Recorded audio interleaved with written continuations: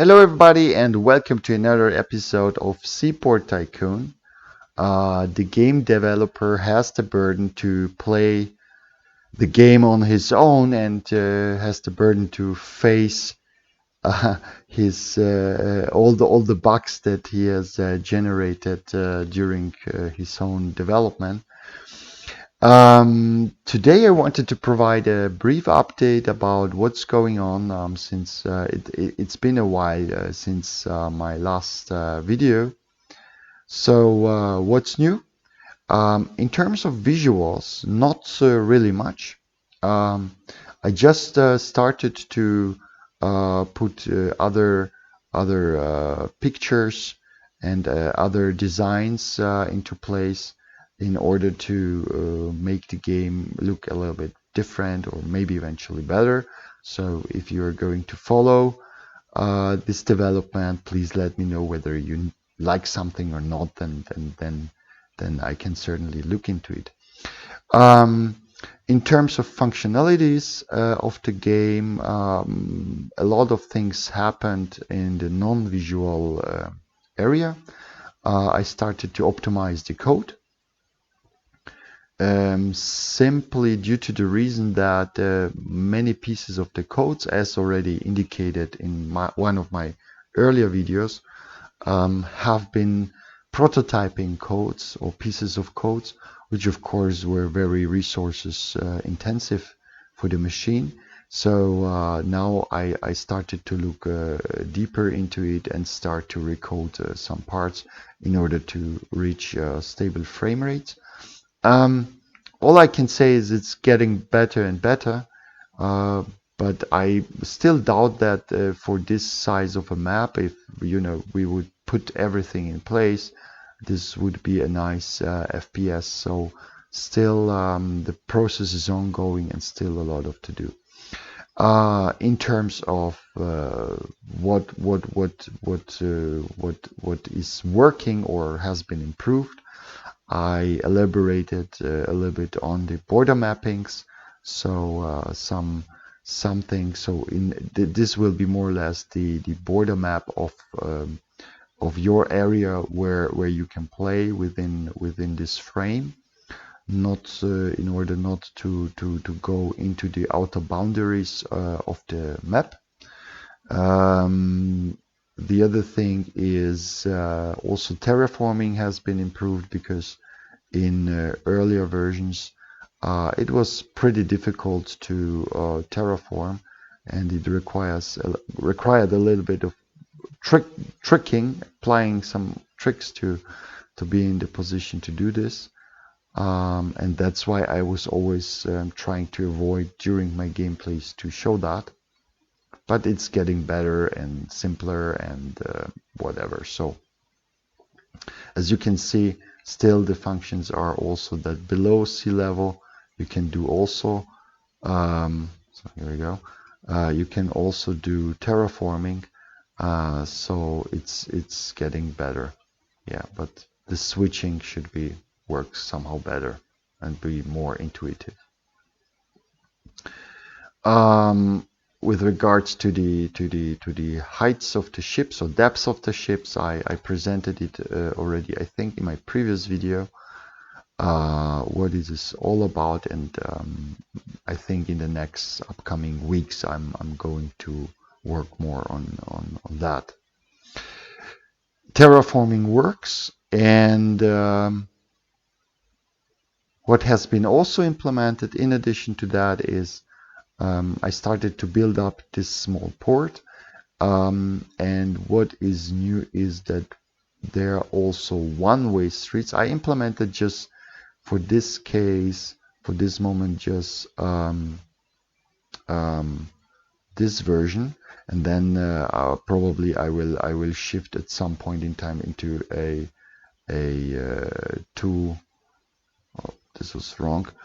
Into a two-lane version, or maybe even three-lane version. It's still at this stage. I would say a little bit complex because I need to post here intersections to be in the position to generate the one-way path. But anyway, it works then also, and it's integrated into the overall pathfinding systems for the truck. One thing when playing the game, and this is also something that I'm currently looking into, is to balance the game out in a certain manner.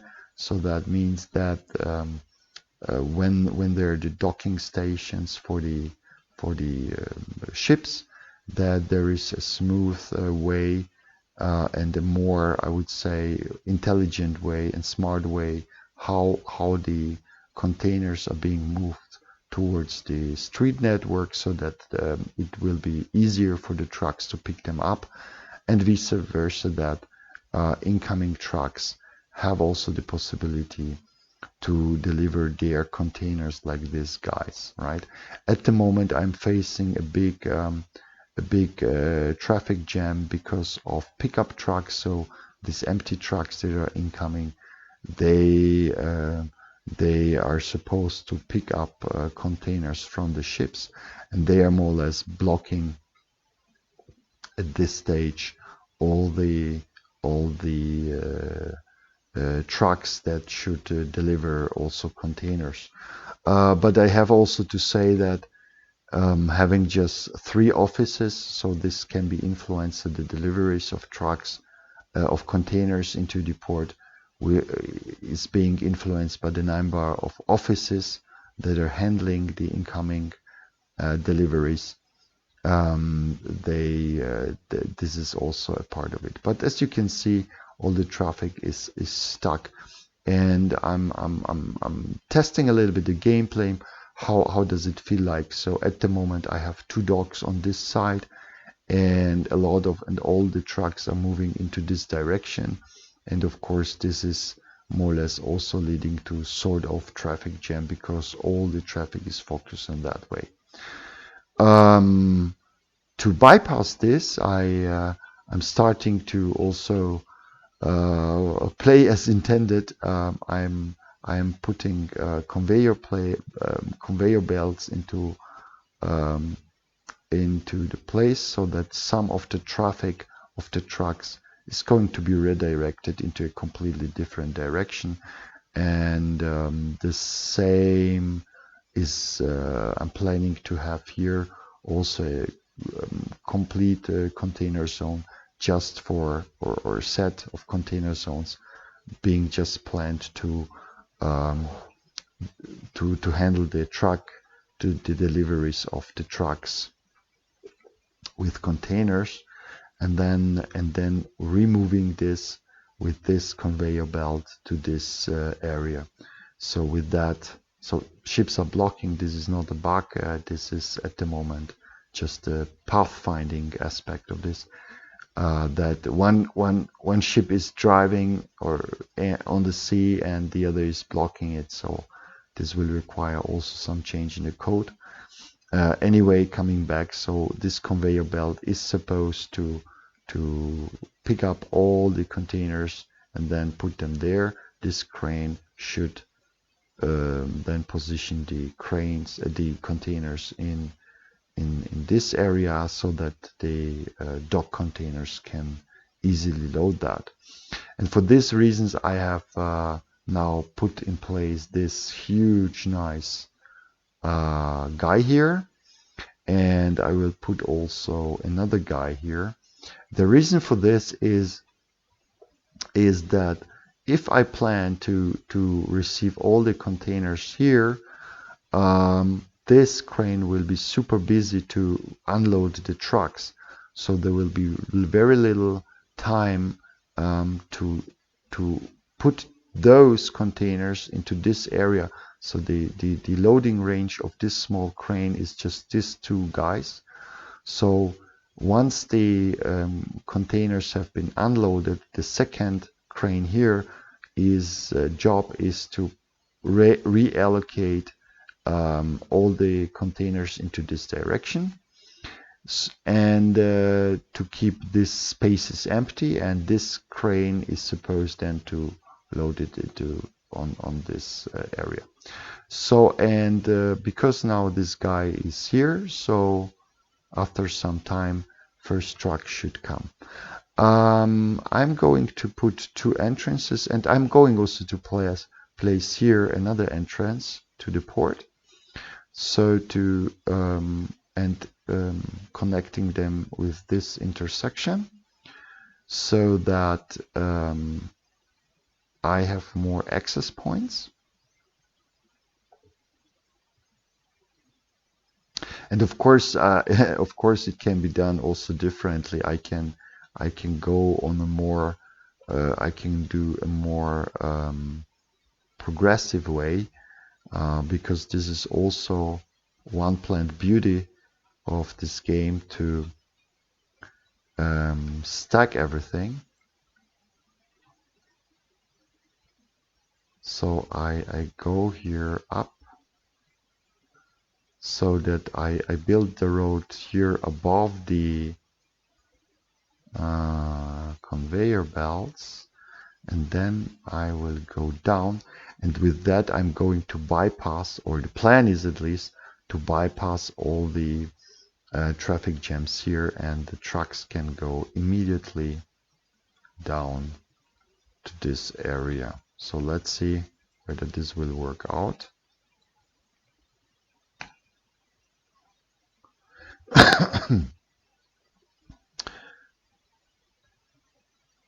Okay. So generally, I have to say I didn't test it in very detail, but the conveyor, the one-way streets are of course helping a lot in terms of reducing the traffic jams, and this indicates, of course, that a smart road network management will be required to be done by the player.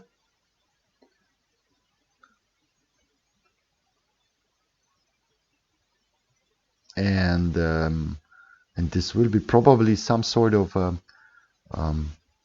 progress style. So once the port is growing, then step by step all the possibilities will be open to the player. In the beginning, it will be definitely a sandbox mode, but then there should be also some sort of a storyline. Yeah, and I hope that with this gameplay, over time, also the optimization will start to work, and I will be also in the position to get rid of this very, I would say, critical bugs that are spoiling the fun, right? So yeah, I was able to manage to increase the traffic. So in this part of the port, the supply seems to work well. In this part of the port, I am still not super happy, but the main reason is that there are still very little trucks that are incoming. So that means that I should do something about the offices. So let's add some offices here. So this means adding 2 offices means that per hour here additional 2 trucks will come. So 1, 2, 3, 4, 5 container trucks per hour are scheduled to be incoming. What brings also this whole thing more into line, because having 1, 2, 3 docks requires already a little bit of a higher traffic in terms also of supplies. Now the trucks are coming in, what is pretty cool. And then after some time, this crane is supposed to put them on this conveyor belt. At this moment, as you can see, the reallocation of the containers. So if this guy is is unloading the truck. So he, as you can see, there's the trucks are queuing up. He's unloading, and this guy is supposed to reallocate it from one of these guys to here, and he did it. And this, and he reallocated it here instead of here. So these are, I would say, the next steps that I will have to focus on. But in general, one container went already there, and the whole stuff is running now at, okay, this is console, so 24 frames per second. I guess if I compile this game, then the speed will be higher, but of course it would be better to reach better results. So okay, it seems that the supplies of containers is working better. This tells me also that in the communication with the player, I should produce more alerts and or somewhere hints that will also tell the player what to do next. So yeah, this is it for the moment. I hope you like the progress, and also you see the potential power of the whole game, that building ports. So in theory, the idea is to have the whole area be one port, and as you can see, it's already challenging here because small ships, there I have already difficulties to fill fill the existing ships with containers.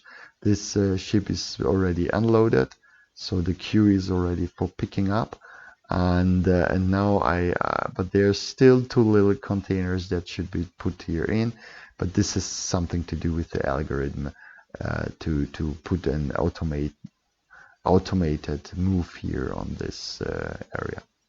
So yes, this is it. I hope you liked it. Leave a like. Wishlist the game on Steam, please, if you like the idea, and game development will progress. Leave your comments, what you think, what you were missing or you would like to have. It's still being developed, so anything can be added. And yeah, hope to see you soon. Thanks for watching. Bye.